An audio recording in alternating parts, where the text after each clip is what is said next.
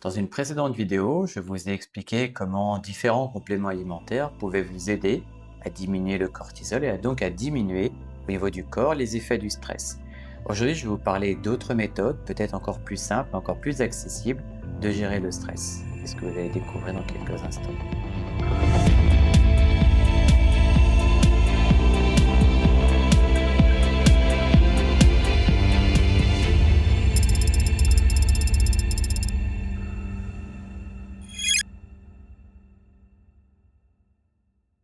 Bonjour, docteur Denis, auteur du premier livre en français sur le biohacking. Alors effectivement, il y a beaucoup de manières de gérer le stress. J'ai parlé des compléments alimentaires et également de certains aliments qui peuvent aider à gérer le stress. Aujourd'hui, je vais vous parler d'autres méthodes. Les massages et automassages. Il est tout à fait possible de se faire masser, comme j'ai expliqué déjà dans une précédente vidéo. La peau et le système nerveux sont embryologiquement issus du même tissu qu'on appelle le nord ectoderme. C'est pour ça que les massages de la peau permettent de faire ressentir beaucoup de bien-être, de repos, de reconnexion à soi. Il semblerait qu'un massage, voire même un automassage, puisse permettre une réduction d'à peu près 30% du cortisol. Un massage peut également augmenter donc la sérotonine, ce neurotransmetteur de la sérénité, d'à peu près 30%, de même que la dopamine, le neurotransmetteur de la motivation, de l'entrain et du bien-être. Donc vous voyez finalement 30% de moins de cortisol, 30% de sérotonine et de dopamine en plus. Un autre moyen de diminuer le stress, très très agréable, c'est l'utilisation des odeurs. Une des odeurs dans les huiles essentielles les plus connues contre le stress, c'est la lavande. On l'appelle parfois le couteau suisse des huiles essentielles. Les huiles essentielles ont pour beaucoup des propriétés relaxantes. Elles permettent de réduire le cortisol, notamment par exemple la camomille romaine. Mais en même temps, toutes les odeurs que vous aimez vous aident à vous sentir bien et à diminuer votre cortisol. Donc n'hésitez pas à prendre une bouffée de n'importe quel parfum qui vous plaît. Un moyen extraordinaire et tellement merveilleux de lutter contre le stress, c'est la créativité.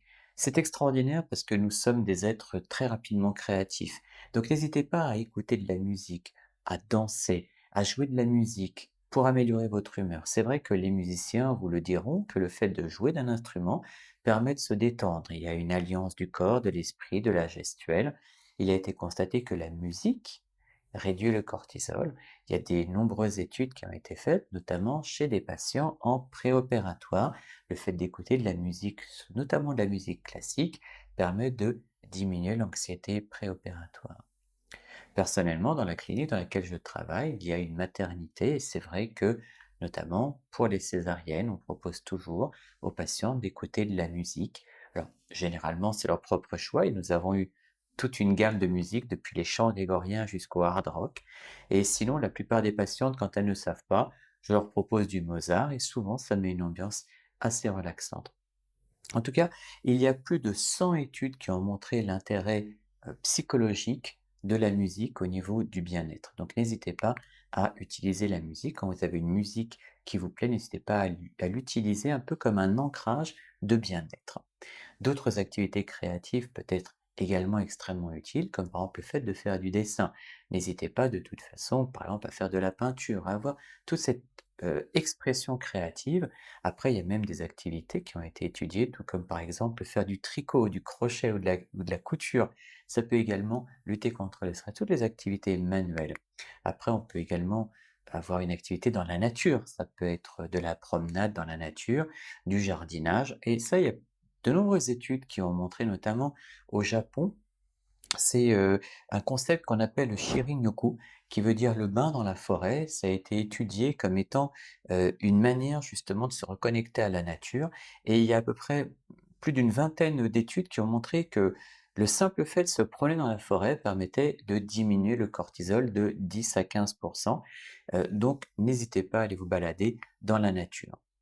Un autre moyen simple et finalement aussi sympathique de gérer le stress, c'est se connecter aux autres. Nous avons tous un besoin de connexion, de reconnexion aux autres et de rire tous ensemble. Le rire permet également magnifiquement de gérer le stress et diminue le cortisol. Alors quand je dis il faut de la compagnie, ça peut être des êtres humains bien sûr. mais également ça peut être des animaux. N'hésitez pas, si vous avez des animaux, à prendre du temps.